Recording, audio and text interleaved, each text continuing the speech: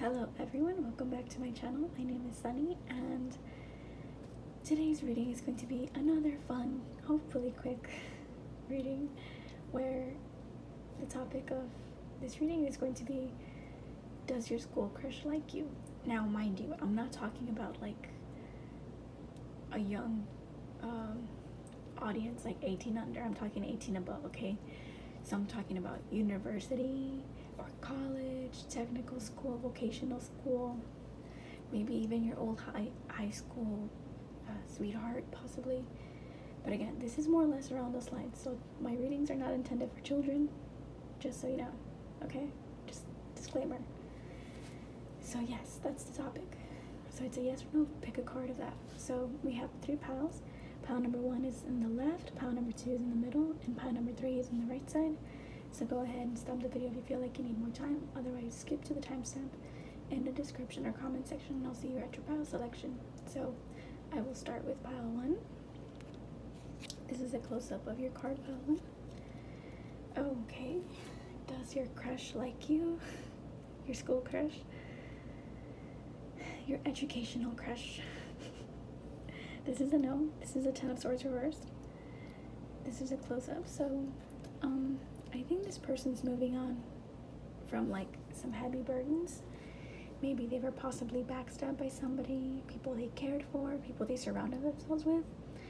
And I don't think you're necessarily in this group of someone they want to be close to, or like have some like, they don't want to have this connection with you if they do know you in that kind of personal way, because there's acquaintances where you talk to them daily, those acquaintances where you talk to every now and then, and those only when they're like needed. Again, this person doesn't really want to work on that. They're kind of moving forward in their life, and they're probably moving on from these heavy burdens, people that they probably didn't like very much. They were surrounded by a lot of toxic people, probably very snaky people, and this person's lighting up their load. They're finally able to kind of take a step back and pull at least 1 or 2 swords out, but I definitely feel that they're kind of on that process of getting those swords out of their back. Like, look at how many swords they have to pull out. So I hope that helps. I hope that helps, pile 1. Let me just drink the water. This person you're thinking about in your educational crush kind of way doesn't like you. That doesn't mean you're a bad person. It just means that they're not really interested in you in this moment. If they should be at some point, they really have to start new with their cycles. They have to start in a different location and kind of start fresh and kind of get to know what it feels like to be in a much lighter mood and a much creative and happier mood, without having people constantly backstab them or stab them, kind of put them in this dreadful energy, just being in like this fatigue mode of like, oh, I have to deal with people again. But yeah, I don't think this person wants to deal with people in this moment. They've had just about enough, and I think this person's trying to move on from that. And they're healing their mental space as well. They're really trying to kind of have this self-healing mental health energy journey, So they're really healing that mental space. So I hope that helps, pile 1. I'm sorry if you don't like the message. Again, I'm just the messenger. You are the person receiving the message. You decide what's resonating and what doesn't, and select a different pile if you were attracted to. There could be a message there for you, and I'm going to start with pile number 2. So pile number 2, this is a close-up of your card. Okay, pile 2. This is your close-up. Sorry, I'm trying to like make it straight so it doesn't move. You have the Page of Wands reversed. So does this educational crush of yours like you? No. You're probably likely not their type. I'm sorry, I'm trying to straighten them. It's very likely that you're not really their type. I think that this person is kind of serious. Or maybe you are, but I just feel this person's kind of serious, kind of withdrawn. Someone that's very, not selfish, like in a selfish mode, but someone that's just thinking about themselves in this moment, where they're not really in this exploration mode of trying to get to know people. they're very to themselves in that aspect of where they try to put themselves first. And that's not necessarily a bad thing. I think that some people need that from time to time, but that's probably likely because their environment conditions them to be this way. I think it's necessary for them to kind of just think about themselves and not somebody else. And I feel like they're kind of boring. I know it sounds mean, but I feel like this person you're thinking about, that crush from your university or college or whatever, maybe the same educational program or training. Yeah, I think this person's just kind of boring. Like, if I have to say so, I think you're much more fun personality, and this isn't me trying to like put them down or anything, but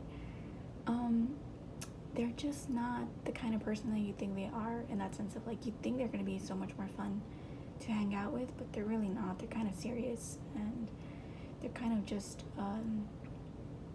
they keep a lot to themselves, and that's not a bad thing, but more so I don't think they're in this moment of wanting to kind of talk to you or let you know what's in their mind.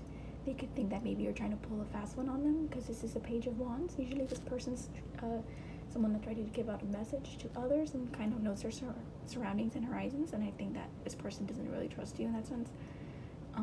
You're very different dynamic as a person and individually, and I think that this person doesn't suit you and you don't suit them, but that's okay. So again, does this person like you? No, not in that romantic sense. Could they like you as a person? Possibly, but it's more like feeling like they have to put up with their surrounding people kind of thing, like people you put up with in group settings, for example. But yeah, I don't think this person necessarily wants to hang out with you in that sense of being in a romantic partnership.